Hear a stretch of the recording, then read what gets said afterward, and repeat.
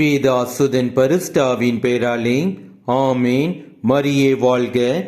இன்றைய வார்த்தை, ஆண்டவரின் வழி நல்லார்க்கு அரணாகும், தீமை செய்வோர்க்கோ அது அழிவைத் தரும். The Lord protects honest people but destroys those who do wrong. நீதிமொழிகள் அதிகாரம் 10 வசனம் 29.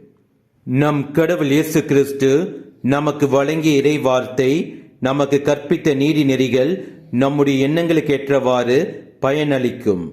நல்ல எண்ணங்களை கொண்டிருந்தால் நம் கடவுள் இயேசு கிறிஸ்துவின் இறை வார்த்தை நமக்கு ஆறுதலையும் சமாதானத்தையும் நீடிய ஆயுளையும் பாதுகாப்பையும் தரும். அதனால் நாம் ஒவ்வொருவரும் நல்ல எண்ணங்களை கொண்டு பிறருக்கு எந்த கெடுதல் நினைக்காமல் வாழ்ந்தால் நம் வாழ்வு வளம் நிறைந்ததாக அமையும். இயேசுவுக்கே புகழ். மரியே வாழ்க. ஆமேன்.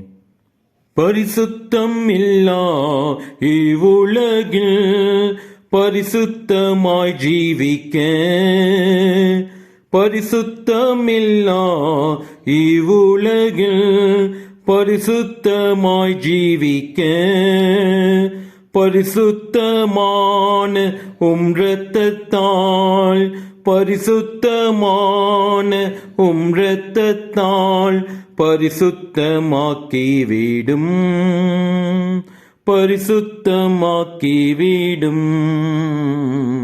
பலிபீடத்தில் வைத்தேன் என்னை, பாவி என்னை ஏற்றுக்கொள்ளும்.